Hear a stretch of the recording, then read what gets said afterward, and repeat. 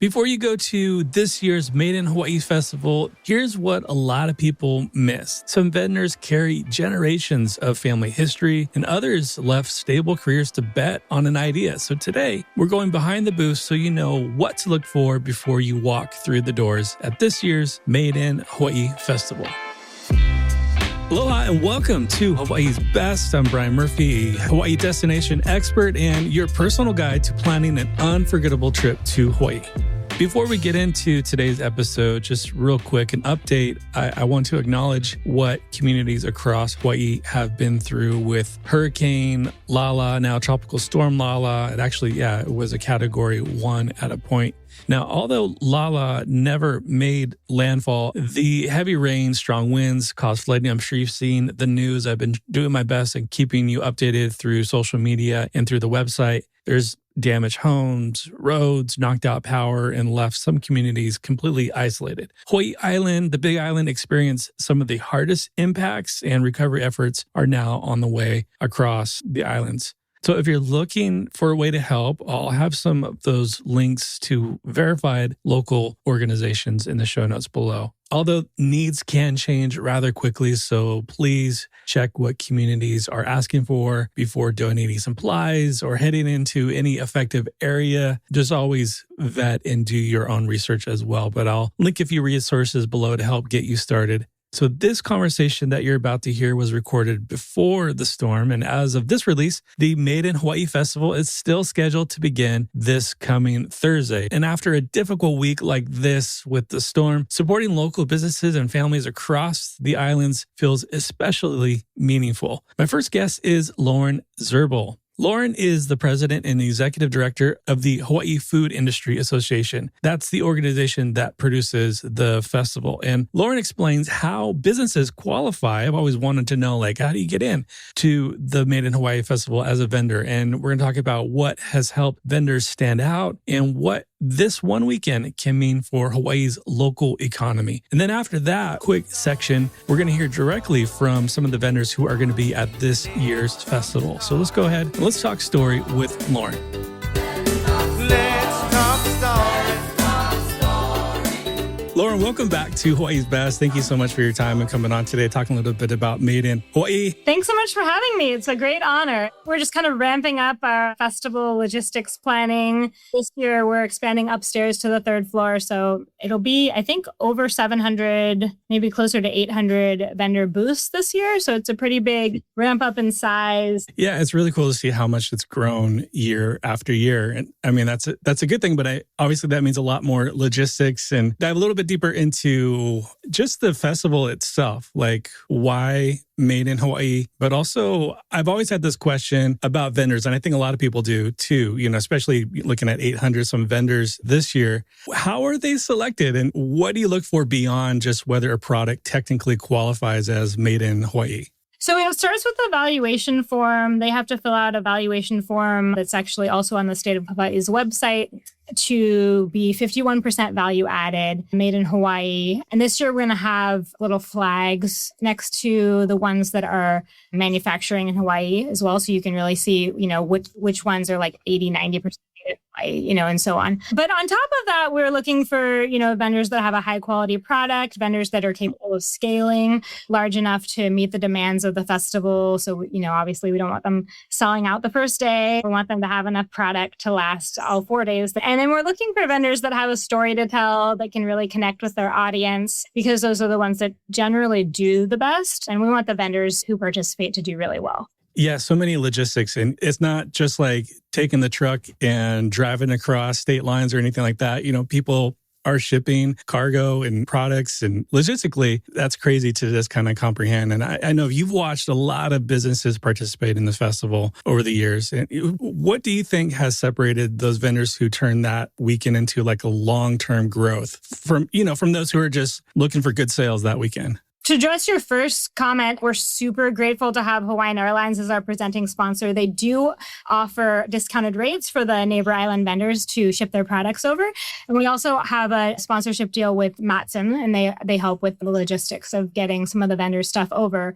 But as far as the vendors that do the best are the ones that really connect on social media, that tell a unique story, and also the ones that offer a product that is exclusive to the festival. Those are the ones that you see with the really long lines, because people are out there trying to get their like Made in Hawaii Festival special bag or design print or whatever, the things that are only available at the festival. But yeah, I mean, the people that get the big lines, the people that have the big hype, a lot of it is that exclusivity of having the drop that's only available at Made in Hawaii that usually sells out. And also just people that are kind of connecting authentically with their audience. But I think a lot of them that do really well also are the ones that come prepared for the buyer's hours. So a lot of them are picking up these massive contracts with like Nordstrom's and Costco or whoever they're trying to get in with. And they meet those buyers at the festival before the beginning hours of the festival. It's such a great opportunity for vendors and obviously those who attend to like get some incredible product. But we're talking about lives change. We're going to hear from some vendors in just a few minutes who are going to be at this year's festival. You've seen over the years businesses change significantly after participating in the festival. Are there some examples that you would be able to kind of brag on or just kind of give like why this even matters? Yeah, I mean, I always think of Hawaiian Chip Co., right? Okay. They were with us from the very beginning, and they've had such a fantastic success story, and they're such a recognizable local brand now. But this year, we're bringing in a lot of really big names this year with some new stuff. So there's some exciting stuff happening this year. That's cool. So when someone buys from a local vendor at the festival or, wherever on island, what is the larger ripple impact for Hawaii's from workers or farmers, suppliers, communities? What's that impact look like? Yeah, I mean, the goal of the show is to help local families succeed. And, I like to say, when you buy local, you're helping somebody, buy dance lessons for their daughter or soccer lessons for their son. The money stays in our economy and it creates a ripple effect that helps really everyone that lives here. So that's why it's so important to buy local and support, the vendors and come out and talk story. And it's fun to meet them too and to learn the people behind the brands. And it's really one of the only opportunities we have to come out and talk to the designer, and pick their brain and, just get to know them. Awesome. Lauren, great to see you again. Great to catch up. And thanks for coming on Hawaii's Best today. Appreciate you. Thank you so much. Great to see you again, Brian. Awesome. Now we're going to hear from Sarah and Alex. So guys, welcome to the show. First of all, introduce yourselves a little bit. Tell us a little bit about your company and where you're based out of. Hi, we're Sarah and Alex Kawakami, and we're the founders of Alikaleo Park.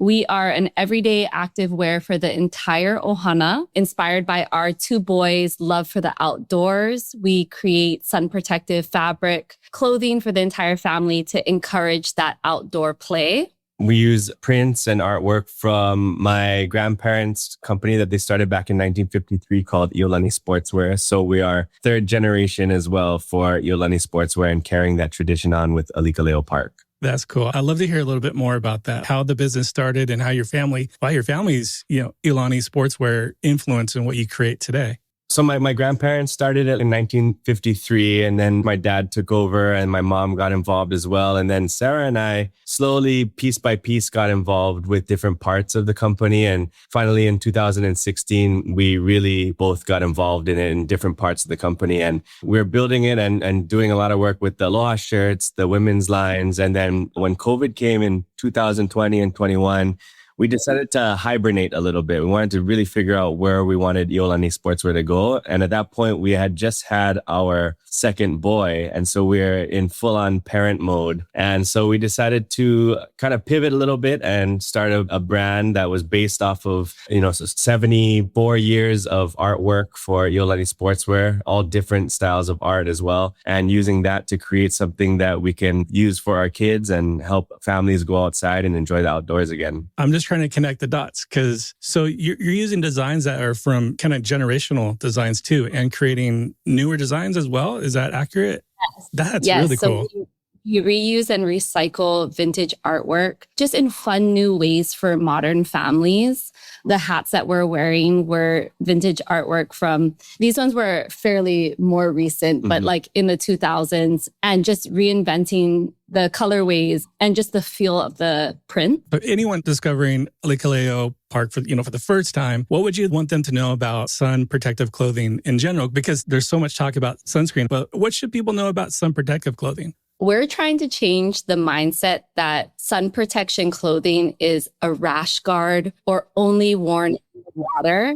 For us, Alikaleo Park is creating these sun protective everyday essentials. So something that you would wear out for a walk. As soon as you leave the house, your skin is exposed to sun the moment you walk out of your door. And for our kids going on field trips, going to school, going to baseball practice, anything that was outdoors, we felt so comforted knowing that they were wearing UPF 50 plus wherever they were for any amount of time that they were outside. We still say though, everybody should still wear sunscreen when they're, at the beach. We still encourage it. Sure. But it's, the kid's going to go outside to play for, 10 minutes. We don't want to fight with them to lather up sunscreen all the time.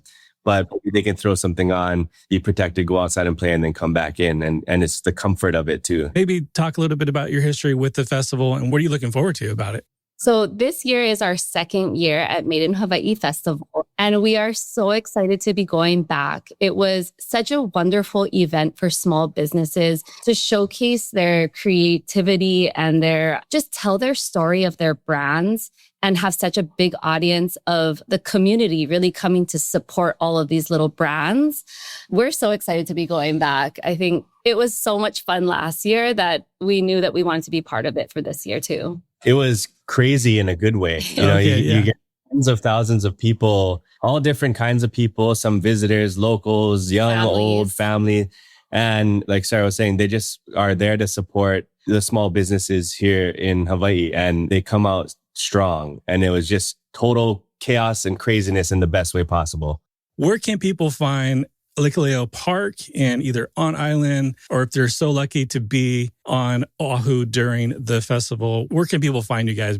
Yeah, so we're based online, primarily, alikaleopark.com. And we have all of our amazing styles and products online. We are sold at select retailers on Oahu, Kauai, Big Island, and Oahu in local boutiques, but primarily online. Yeah. And Instagram, Facebook, Alikaleo Park. And then at Made in Hawaii Festival, our booth is pretty much when you walk into the entrance, you'll walk a little bit and you'll see us. We'll be nice and colorful and fun. Awesome. Well, Sarah, Alex, thank you so much for coming on Hawaii's Best, sharing about your story, and best of luck this year at the festival.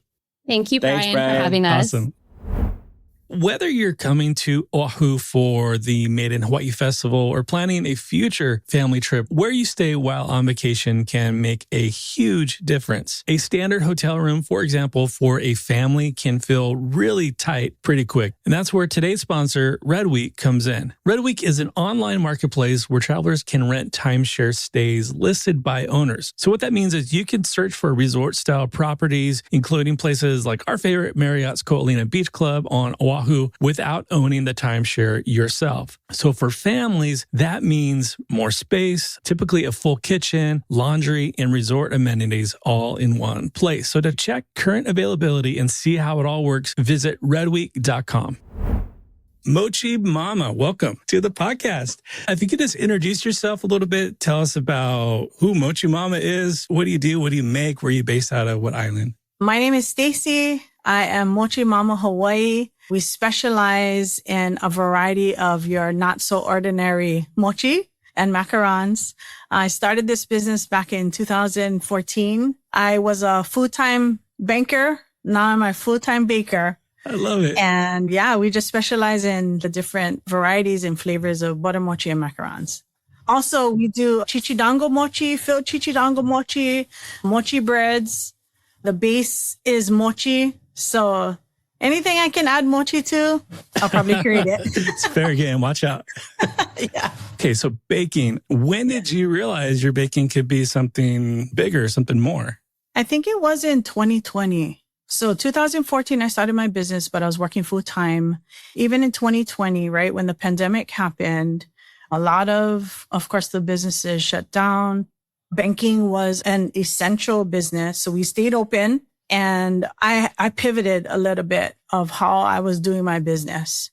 Customers just flocked to what I was making available. So I knew from that point, like, okay, I think I really got something here. And I tried to create mochi and macarons that weren't out there yet. You know, I tried to be really creative. I tried to do the flavors that I never saw out there. Hawaii is such a melting pot of everything, especially flavors. And you growing up in Honolulu, what has been an unexpected kind of flavor combination with what you've created that kind of like, I didn't think that would taste good, but that worked? So that's a funny question that you asked me, because a lot of times I'll ask my family, what do you think about this flavor?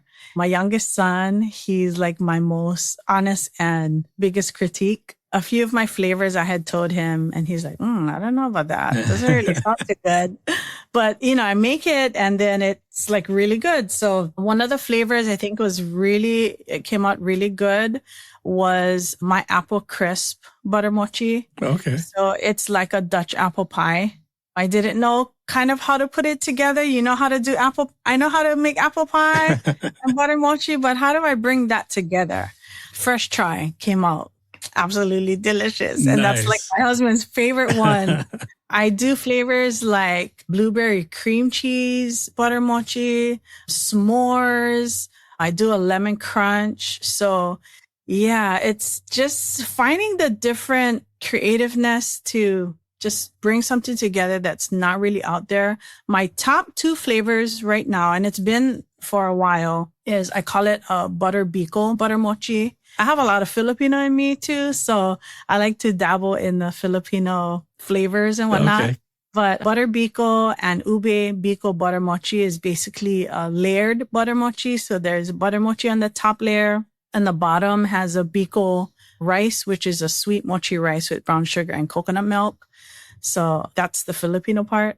Those 2 flavors, when I created it a long time ago, people just absolutely loved it. And even to this day, my customers love that flavor. Switching to the festival a little bit, Made in Hawaii Festival.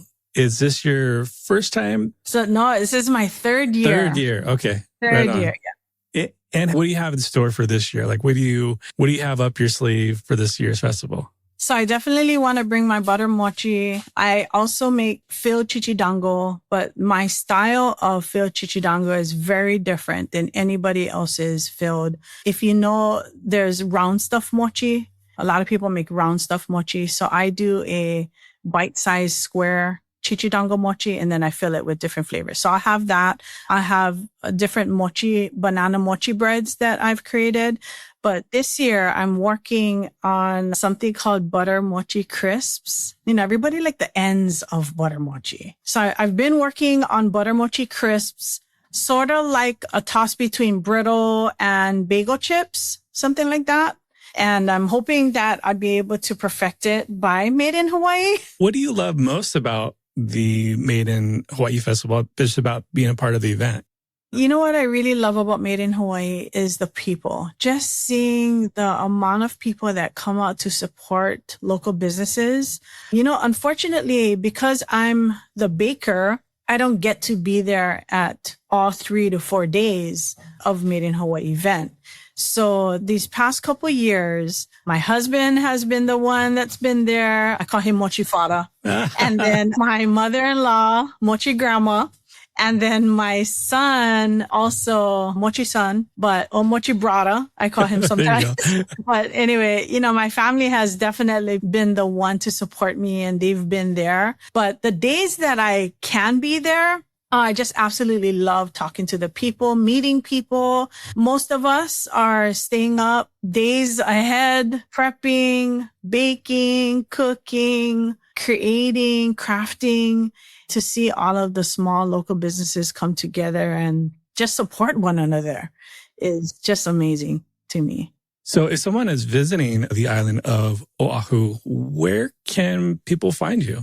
Thank you for asking that question. We currently are located at Ward Village. We have a little kiosk in front of Victoria Ward Park. We're not open every day, but if our customers can follow us on our Instagram page, we normally post our days open, our hours open. For the normal part, we are open Tuesday, Thursday, and Friday, 11 to 5.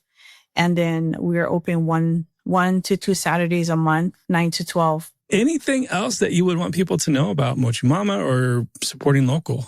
I just want to encourage everyone to come by if you're coming to Made in Hawaii. Just support any of our local businesses. Come check it out. There'll be so many vendors out there. I'm so excited. Every year, this is like my annual event that I'm super excited about. Of course, I'd love for you to come by and check us out, Mochi Mama Hawaii, at our Mochi booth. Awesome. Well, Stacey, thank you so much for coming on today, and best of luck at this year's Made in Hawaii. Thank you, Brian. I appreciate the opportunity. Absolutely. Aloha. Thank you. Aloha. Years back, when I first heard about the Made in Hawaiʻi Festival, it sounded like one big, just huge shopping event. But as the years have gone by and learning the stories behind some of these booths, it's someone who has spent months designing, years designing, baking, creating, and getting ready for this one moment. So if you happen to be lucky and you're on Oahu this week and you're looking for something to do, definitely go check out the Made in Hawaiʻi Festival. Take some time to talk story with some of the vendors there, ask where their product came from, how they source. They love sharing a little bit about that. And be sure to check out part 1 of my conversation about Made in Hawaii. I'll link that in the show notes below. And in the show notes below, you'll be able to find more links to today's guests and also how you can support them, find them on and off island. So if you can't attend this year's festival, you can still follow these businesses and support them online, or maybe plan for next year. It's usually around this time of year when they do the festival. But if you know someone who is on island right now on Oahu, maybe let them know, send them this episode, because this could be a really cool experience for those who are attending. So that's all I have for you for this episode of Hawaii's Best. And until next time, as always, live with aloha. Mahalo for listening to Hawaii's Best. If you found today's episode helpful, make sure to hit follow on your podcast app so you don't miss future episodes. You can find all links and resources mentioned today in the show notes below.